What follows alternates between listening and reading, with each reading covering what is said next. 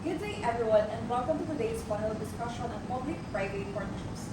Over the next hour, we will explore why these partnerships are becoming increasingly vital to solving many of the world's most pressing problems, particularly in the realms of infrastructure, healthcare, energy, and urban development. As cities grow and the global population continues to rise, governments are under immense pressure to meet public needs with limited resources. This is where PPPs play a crucial role. The concept of PPPs is not new, but their importance has grown over the years, especially in the context of globalization and climate change. As nations strive to meet their sustainability goals and economic development targets, PPPs have emerged as a crucial mechanism for driving both economic growth and social equity. Today, we'll discuss the historical context of public-private partnerships, their evolution, and why they are essential in creating a sustainable and equitable future for all.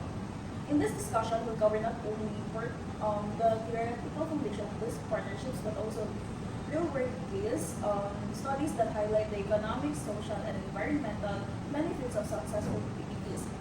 We'll also look at the challenges that arise in such collaborations and how both sectors, the public and the private, can work together more effectively to meet the needs of the society.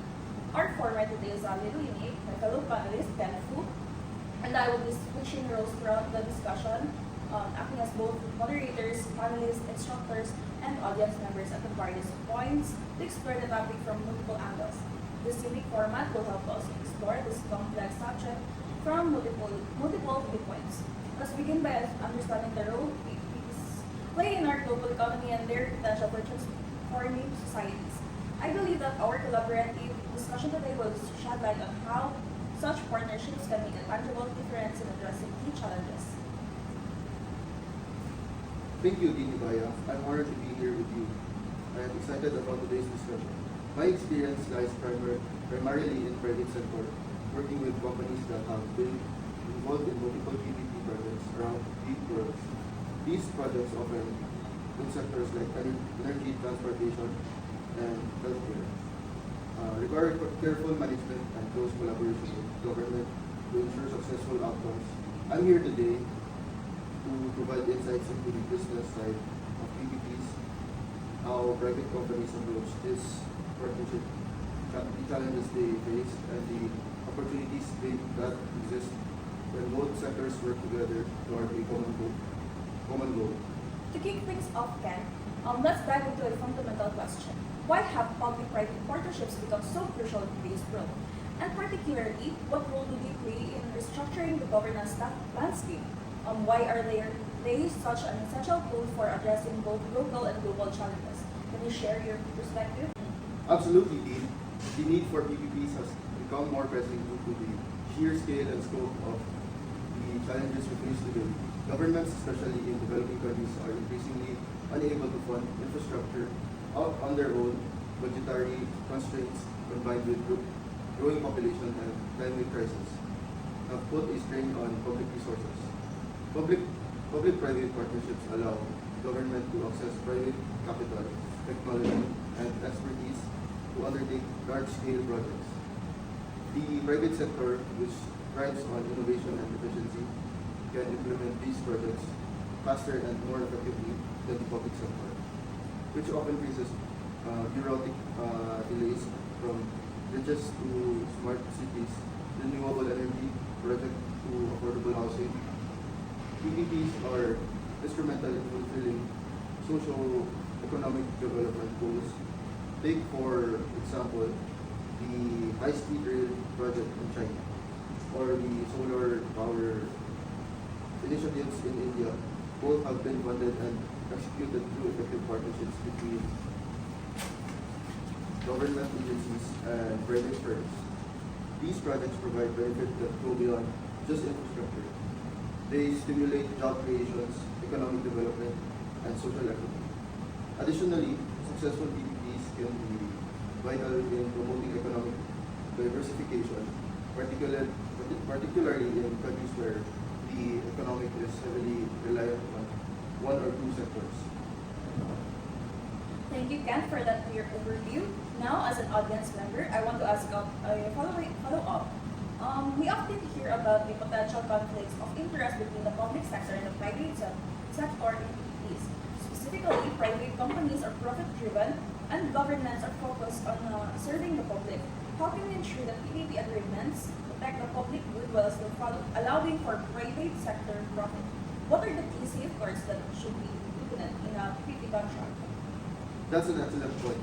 One of the major criticisms of PPPs is the potential for private sector exploitation where the private entity prioritize profit maximization at the expense of public welfare. However, this can be mitigated with well-designed contracts that ensure both sides are held accountable. First, a performance-based contract should be established where the private sector is required to meet specific social outcomes such as ensuring that the healthcare or educational services are accessible to marginalized communities. For example, in a PPP for a hospital, the contract might be specify that the private firm must provide a certain number of free beds for the unprivileged or maintain affordable rates for the general population. These social goals should be tied to financial incentives and penalties. Additionally, independent audits and public transparency play a critical role in ensuring that both parties are adhering to the contract terms by having independent bodies conduct regular reviews of projects, progress, and impact. Any potential issues can be flagged early and addressed. Having an open communication channel with the community ensures that public feedback is incorporated into project ongoing execution. Ken, that's a great explanation. Now let's delve a bit deeper into the theoretical side of PPPs. In public administration, we often study principal agent theory to understand the dynamics of these partnerships. The theory posits that governments or the principals contract private entities or the agents to fulfill certain tasks. However, the theory also highlights the potential conflicts between the public sector's goal and the private sector's incentives, which are often profit-driven. And from your perspective, how can we address this incentive misalignment in PPPs? Are this conflict inherent, or can we design projects in such a way that they align more closely with the public good? Principal agent theory offers valuable insights into the risk of misaligned incentives in PPPs. However, I don't believe these conflicts are insurmountable. The key to successful PPPs lies in the design of the contract and the governance framework. The first step in ensuring that both parties' objectives are clearly defined and aligned with from the outset. The public sector's goals, such as providing access to essential services, must be integrated into project performance metrics. The private sector, on the other hand, can be incentivized to deliver projects on time and under budget, with a focus on innovation and cost efficiency. Furthermore, incorporating third-party oversights and transparent reporting ensures that the private sector is held accountable for meeting the contract goals. If both sides committed to a shared vision, the conflict of interest can be minimized. For example, in a PPP for affordable housing, the contract can specify the number of affordable units to be built with penalties for under delivery, ensuring that firms committed to the public welfare. Thank you, Ken, for addressing the incentive misalignments. Let's shift focus to accessibility and equity in PPP projects.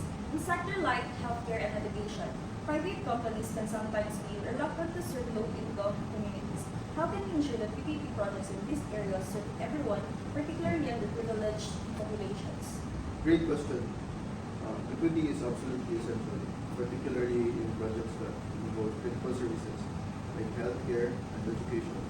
In these sectors, private companies can be required to meet specific social goals tied to their contractual obligations. For example, a PPP for a school could include provisions and require the private company to allocate a percentage of seats for students from low-income families. The same principle applies to healthcare, where the could stipulate that a certain number of hospital beds must be available to underserved communities. One example of this e-health initiative in South Africa, where PPPs were used to implement telemedicine programs that directly serve rural communities with limited access to doctors and medical professionals. These types of contracts are crucial in ensuring that the most valuable population, vulnerable population rather, are not left behind. Furthermore, in urban development projects, particularly those in fast-growing megacities, it's critical to integrate affordable housing solutions into design from the outset to avoid social segregation. Thank you, Ken. That was an insightful answer, especially around the equity. Now let's dive into one of the more exciting aspects of PPPs, innovation and technology. As the world rapidly advances, the need for smart solutions is more pressing than ever. How can the technological advancement enhance PPP projects, particularly in areas such as urban developments, smart cities, and renewable energy? Technology has been a game changer in the worlds of PPPs. One of the areas where this is especially noticeable is in the development of smart cities by integrating LOT, AI, and big data. Smart cities can optimize everything from traffic management, waste collection, to energy distribution, ultimately improving the quality of life for residents.